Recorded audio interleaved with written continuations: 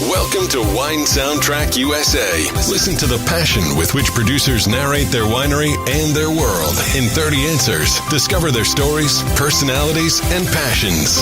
Hi, friends of Wine Soundtrack. This is Allison Levine, and I'm sitting here on the top of Spring Mountain in lovely Napa Valley with Stu Smith of Smith-Madrone Winery. Welcome, Stu, and tell us a little bit about yourself and the winery.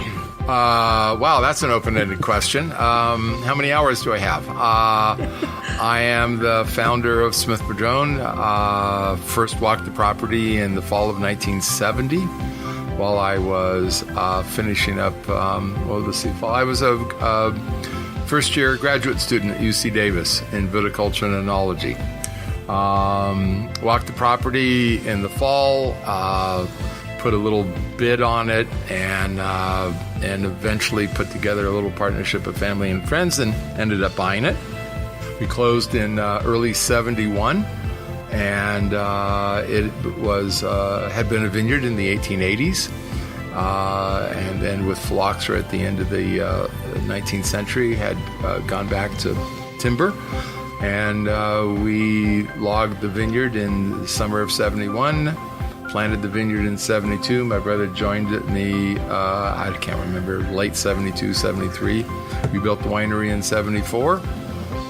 We've been making wine ever since. We have about 36 acres of vineyard. We're situated at the very top of Spring Mountain, which is just west of St. Helena in the Napa Valley. We're about 1,900 feet in elevation. We have a lower vineyard down about 1,400, 36 acres. Vineyards are mostly dry farmed, not entirely. And we do not buy fruit. Everything we make, we grow. It's myself, my brother, and now my son, Sam. Charlie and Sam do the winemaking, and I just come in for the blending to do bottling and blends. And I spend my time in the vineyards mostly, and traveling. I do interstate sales and kind of keep our and I'm the political one, doing battle to keep regulations from killing the wine industry here in the Napa Valley. And this is our 48th year, I think. Fantastic. So I know you do Riesling, Cabernet, Chardonnay. Any other grapes? Well, we when we first planted the vineyard in 1972, we planted 5 acres to Chardonnay, Cabernet Sauvignon, Pinot Noir, and Johannesburg Riesling, with the arrogant idea of all good American boys that we could do everything great. And we made one really good vintage of Pinot Noir. The 1980 Pinot Noir was as good a Pinot Noir as I've tasted anywhere in the New World. But one vintage out of 10 or 11 does not make an economic model. And so somewhere in the late 80s, we grafted it over. We simply couldn't afford the luxury of trying to go after Pinot Noir. And we did everything. We did a lot of really interesting experiments before we gave it up. But we were never happier to give it up, because in the 70s and early 80s, nobody cared about Pinot Noir. Then in the late 90s, we added Cabernet Franc and Merlot. And then just this last growing season, 2017, we planted a little Petit Verdot. So we have 5 varietals, I think. So there's 2 whites, Chardonnay, Riesling, and then there's Cabernet Sauvignon, Merlot, Cabernet Franc, and Petit Verdot. And tell me, what is your first memory relevant to wine? That's a first question.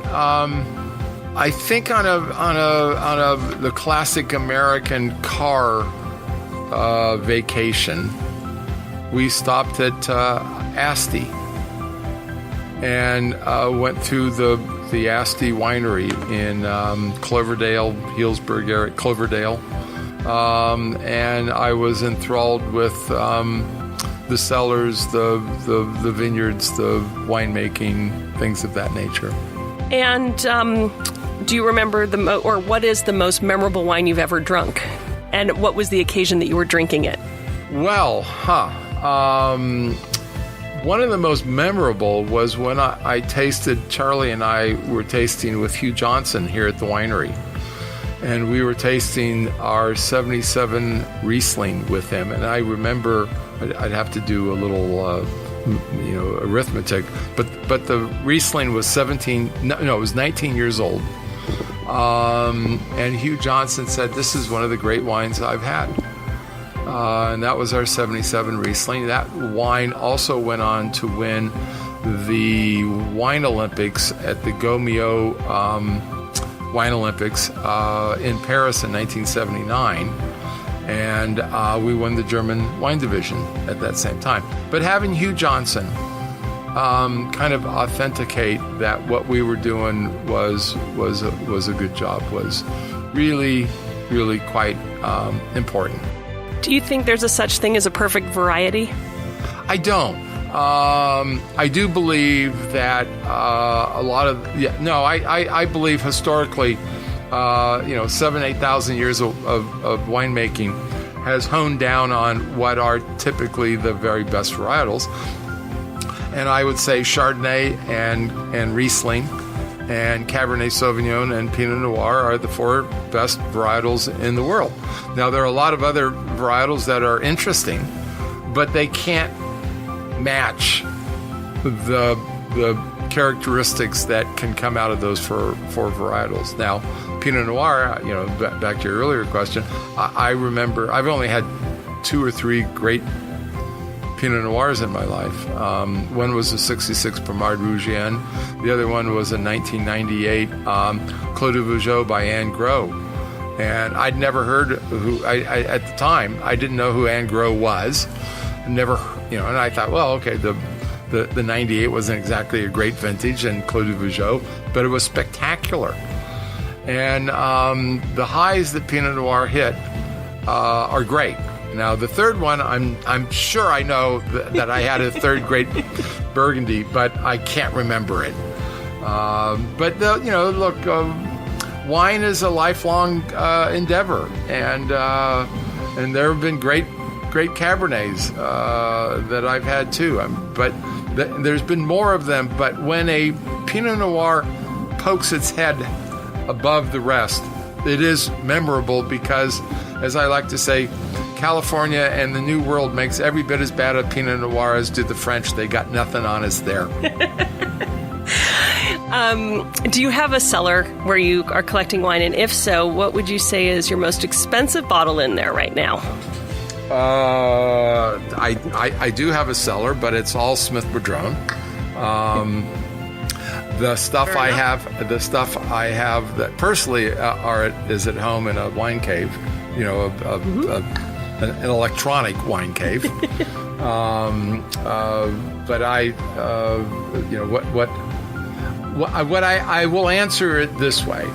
When I was young and still an undergraduate at Berkeley and working in a wine store, my first case of wine that I bought, first European case of wine, was a case of 66 Pigeon Baron, and there was and I paid $44 with tax for the whole case. And at Jackson's Party Service, which was in the southeast corner of Berkeley near the Claremont, was a bottle of 61 Lafite.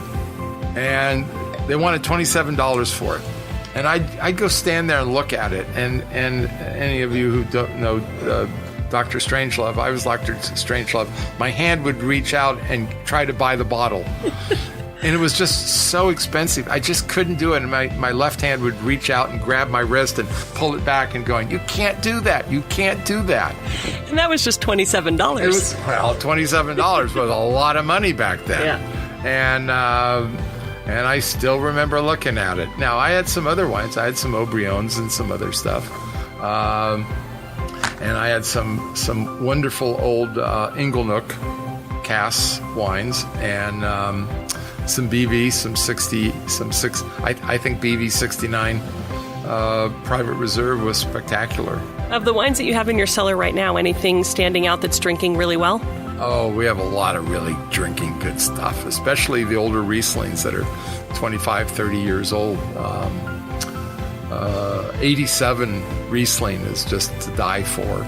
Kind of a favorite of mine because it was such a strange vintage is the 88 Cabernet. That's really a interesting Cabernet. And then 79 Cabernet was just inky black and one of Charlie's favorite Cabernets. So, traveling the world abroad, what's the best foreign wine you've ever drunk? And on that note, what's the worst? Well, the worst I've excised from my brain. So, and there's been a lot of worst wines. There's a desperation makes you drink almost anything, but there are times when you just go, it's just not worth it. My wife Julianne and I were, when she was working for Seagram's, we stayed at the home of the maitre d' of Mum, and the next morning he took us into their cellar and put together some blends for us of what he thought were some of the best wines that they had. And I unfortunately don't remember his name. This was 1992. I do not speak French. He did not speak English. Julianne, my wife, trilingual or more, and had to do it. But that was probably the most remarkable tasting. And then one time I was at Farniente, and there was a vertical of the Domaine de la Romanée-Conti wines. And that was pretty interesting. Someone asked the presenter, what did she do with the sediment at the bottom of it? And she said, well, I drink it, of course. And the man across the way, who shall not go named, but was a international rock star of winemaking, said, yes, I suppose she eats the worm in the apple also.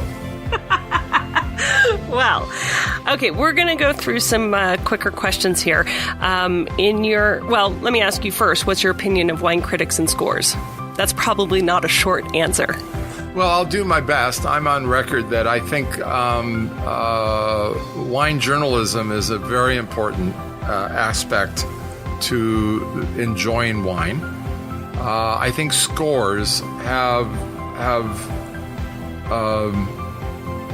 soured the marketplace. Who wouldn't want to have sex at 100? But how do you define what's good sex? Is it lust? Is it sex? Giving points to wine is ridiculous. If you have children, do you grade your kids as a 98 or a 95 or 100? And doesn't your attitude have a lot to do with it? I personally hate the scoring deal, and I think in some ways it has done a huge disservice to the wine industry. And I lament the concept of scoring. Hugh Johnson, a lot of the English wine critics, kind of before the 80s, a number of American wine critics, they never gave points. It's a crux. It is a cheap way of trying to give some sense of the value of a wine, and it's ridiculous. Drinking wine, what's your preference, red, white, or rosé? I like them all. It's like my kids. I got 5 kids. I like them all. Look, we drink a lot of rosé at home. We drink a lot of red wine. We drink a lot of white wine. Look, I think our tastes change too. And as you age, you evolve and change. I remember when I didn't like Sauvignon Blanc, and I really love good Sauvignon Blancs. I didn't used to like rosés, and there's a lot of rosés that I really wished I had never drunk. But the ones that are made as a rosé and not as a result of Saignée winemaking, they're lovely wines. And probably one of the more interesting things that I remember in my life, and that is my brother and I, our mother had come up to visit, and we had gone to Domaine Chandon, and they had a Blanc de Noir. And we said, well, what the heck, we'll celebrate Mom being up here, and there's nothing wrong with sparkling wine anyway. And so we opened up this bottle of Domaine Chandon Pinot Noir. And we were going, oh boy, they got a lot of color. And my mother, who's not a wine person, goes, oh, what a lovely color. And we're going, huh? Yeah, Mom got it right. It's a beautiful color. And so a lot of times you sometimes can be so smart and so sophisticated, you really can't see what's really true. And blushes and Blanc de Noirs can just be marvelous wines. And even wines that you don't normally like. I was in a tasting in South Carolina out in the Outer Banks, and there was some Scuppernong. And everybody goes, you don't want to taste Scuppernong. And I'm going, yeah, I want to taste Scuppernong. What is Scuppernong? Scuppernong is a grape variety back there, and it's not particularly good. and this winery that I went over and tasted, there are a whole bunch of wineries, but they did this, and the wine that I tasted, they'd blended vinifera with it. I was like, oh God, they want to make this grape into a California Chardonnay. But when they made it in itself, then it had a purity to itself. Now, is it a great wine? No, but it's interesting. Mm-hmm. And I think from that point of view, I like things that are pure and interesting. The idea of making Sauvignon Blanc into a poor man's Chardonnay at 13.5 or 14% alcohol or more is just a terrible idea. Give me the purity of the Sauvignon Blanc, give me the purity of Chardonnay, but don't cross the two of them in some kind of mess. So we know that each vintage tells a story, or sometimes it doesn't. But do you think that there are more things that repeat themselves or the opposite? In the vintages? Mm-hmm. Oh my. That's an unusual question. I don't know. We go through the harvest, and there are certain, things that go on.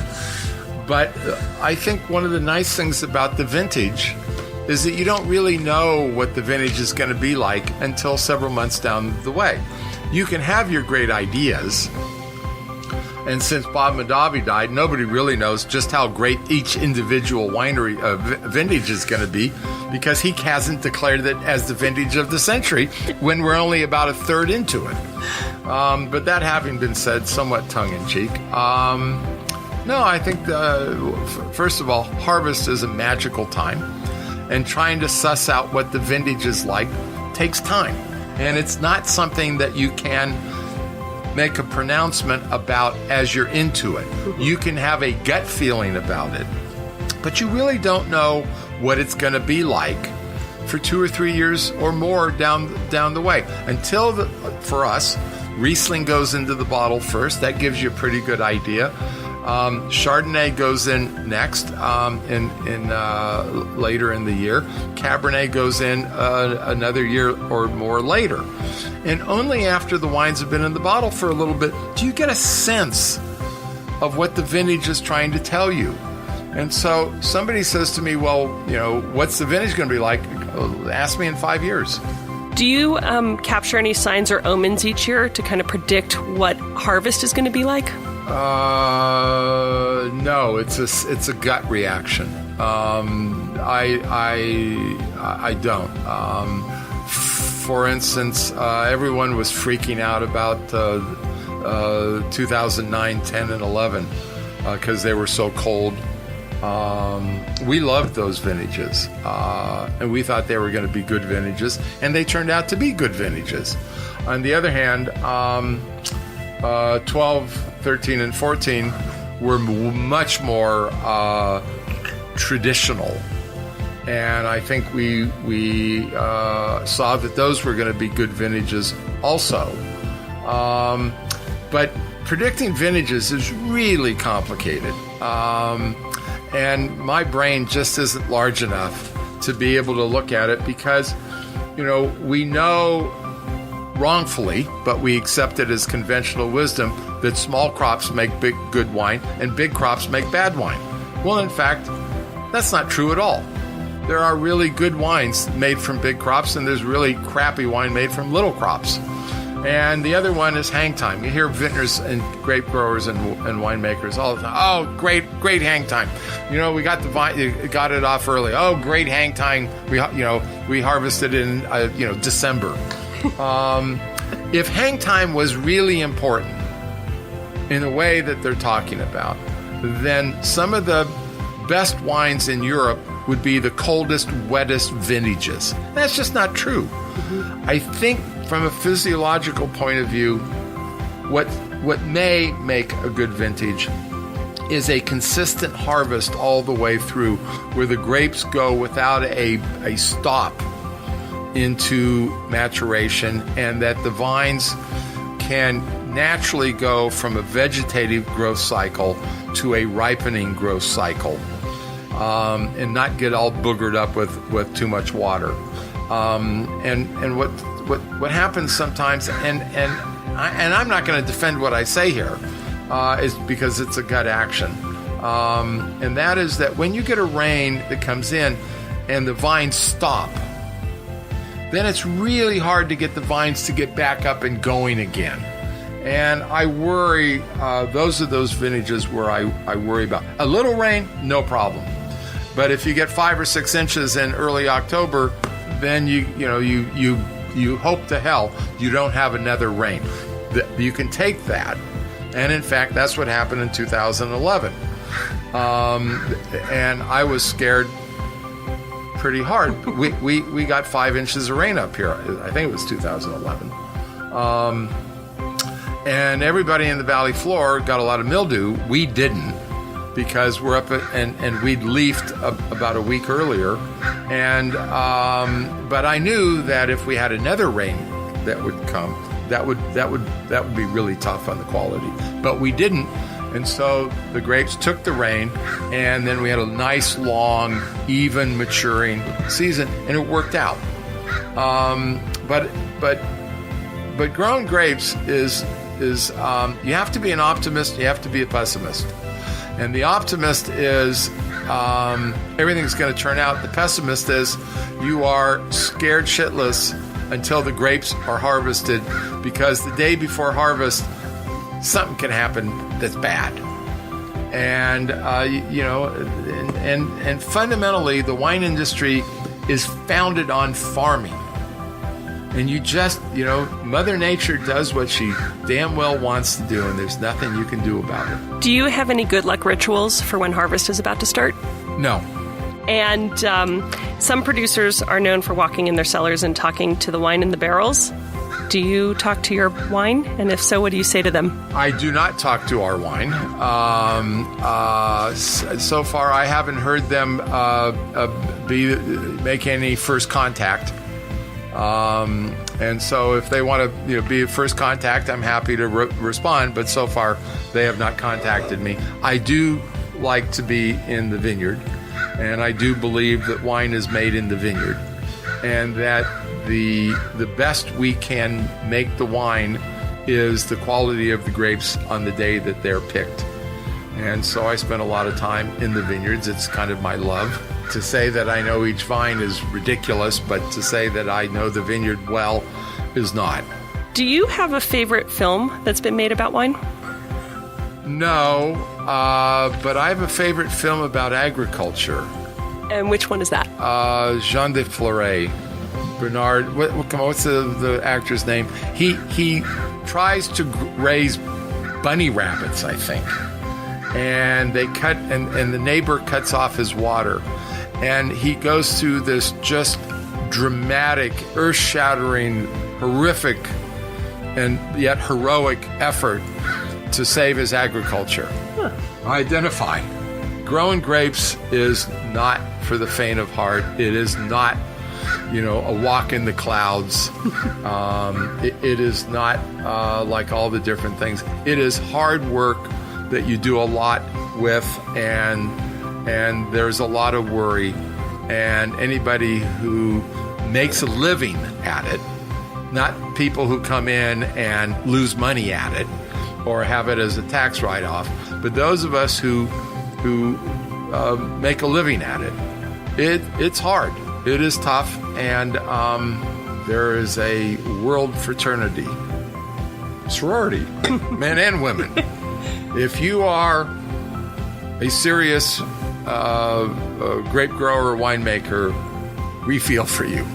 You know, when you read about frost or rain or damage in another country, it breaks your heart. What did you want to be when you were a child? I wanted to be a naval architect. Really? I wanted to go to the Webb Institute of Naval Architecture and design boats and ships. And I was recruited by Annapolis, and they wanted me to do. And I was recruited for football, and they wanted, to get the appointment. They wanted me to do a prep school 1 year. And it was before the academies were co-ed, and it was 1966, and I'm going, Girls Naval Academy. Girls Naval Academy. I think I'll take girls. So you end up at Berkeley instead. So I went to Berkeley instead. Okay. What is the best piece of advice you've ever received? Probably the most memorable, which I reject, was a friend. He was an acquaintance. His name was Fred Aves. My wife at the time, my wife's family knew him. He's the one who started Yverdon on Spring Mountain in 1969, a couple years before we got up here. And he said to me, "Now I know you think you know what the wine industry is all about." "Yeah, I do." And he goes, "You're wrong." And he said, "Look, the wine industry is 10% grapes, 10% winemaking, and 80% bullshit." And I said, No. He goes, "Just you wait."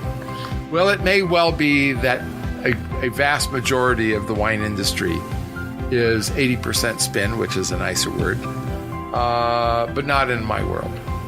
In my world, spin is minuscule, and grape growing is 50% of it, and winemaking is the other 50%, and that's it. And if you were going to give us some advice, what would you give us? To those of you who are trying to figure out what you're going to do after you just sold your widget company in Silicon Valley for $1 bazillion, don't go into the wine business. If you were planning a romantic evening, what wine would you order?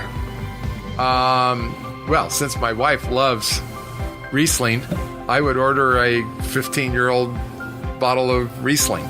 And if your wine was a song, which one would it be? Oh, well, it'd have to be jazz. And Vince Guaraldi or Brubeck. And if it hadn't have been for United Airlines destroying the Rhapsody in Blue, there's nothing better than Rhapsody in Blue. It's just, I don't want to fly. The Friendly Skies? The Friendly Skies under Rhapsody of Blue. Fair enough. There's just all kinds of great jazz out there. Complete the sentence. A table without wine is like? Death. Okay. If paparazzi found a VIP at a restaurant and found a bottle of wine, your wine, sitting at the table with them, what celebrity, and it can be from any walk of life, would you want that to be? Yikes. I'm not good at this. Aristotle. Okay, that's a good one.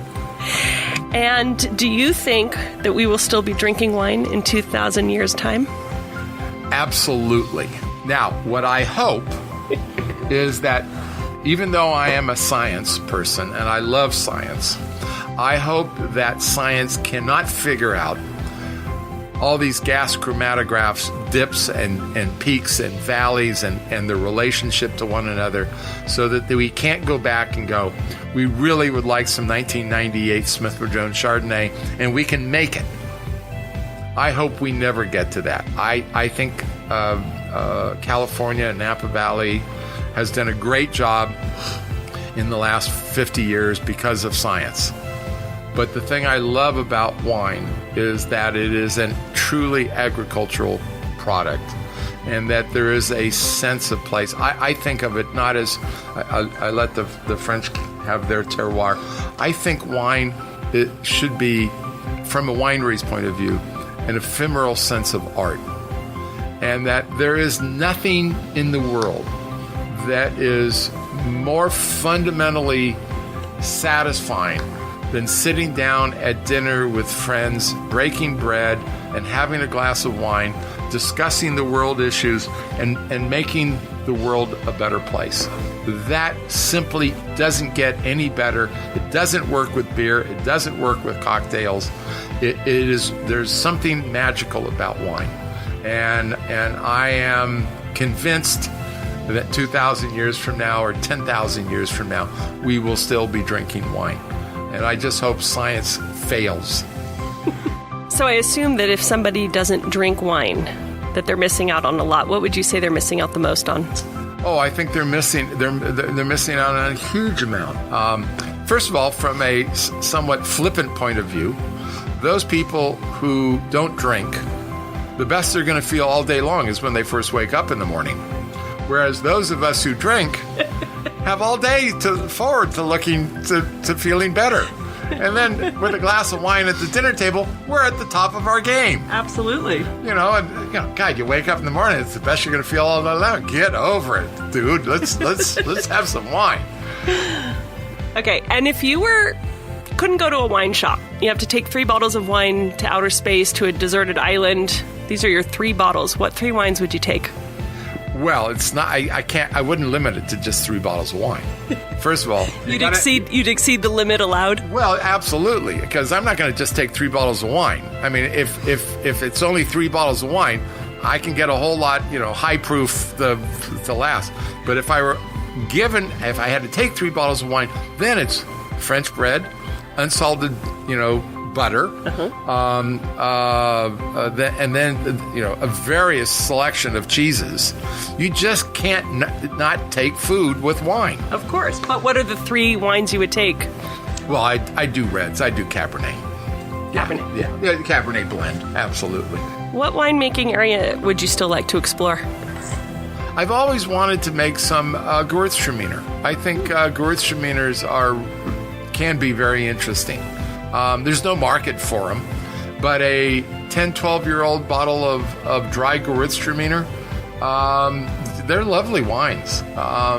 And nobody makes Gewürztraminer because nobody can pronounce it and nobody can sell it.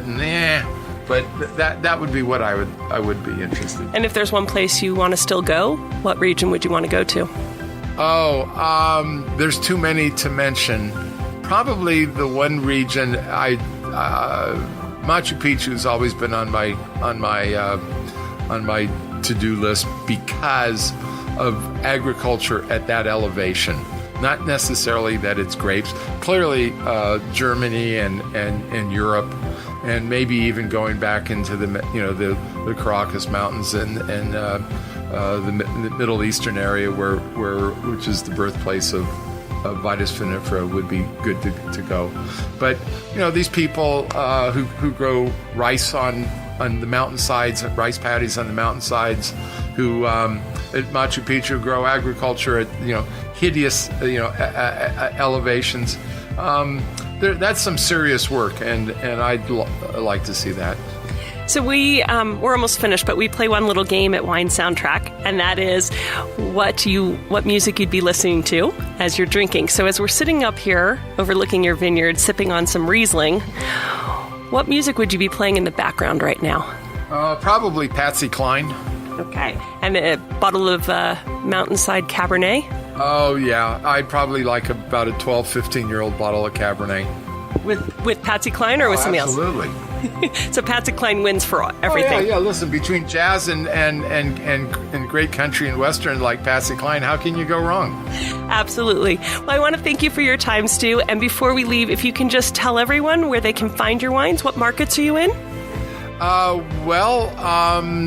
Probably just go on our website, which is Smith-Madrone.com, and You can order directly from us. You can call us. You can call whatever city, county, state, world you're in. We sell wines in 5 or 6. Let's see, we're in Japan, 2 provinces of Canada, UK, Denmark, Czechoslovakia, Germany. We get for a little 4,000 case winery. We get out and around. But as I like, some people say, well, how do you sell wines? We don't discriminate. We sell to anybody with money. And we can also find you on social media? I am told I am not the social media type, but we do social media. There's a firewall between me and social media, but I know it's there. Okay, fantastic. And do you have a tasting room people can visit, or how could they visit you? You go on the website, Smith-Madrone.com. There's a place where it says visit, and we do tours and tastings Monday, Wednesday, Friday, and Saturday. Charlie, my brother, does it. If he doesn't do it, I do it. If I don't do it, Sam does it. So when you come here, you either get or a proprietor, a winemaker, a grape grower, somebody who is intimately involved with the growing and making of wine. Sam, my son who's working with me, has done vintages around the world and really knows his stuff. And there are not hardly any wineries where you can come and actually talk to a principal who does the work. But it is by appointment only, so be sure to call ahead. Yes, Napa County regulations, not our choice. Well, thank you and have a wonderful day. Thanks very much. Thanks for listening to a new episode of Wine Soundtrack USA. For details and updates, visit our website, winesoundtrack.com.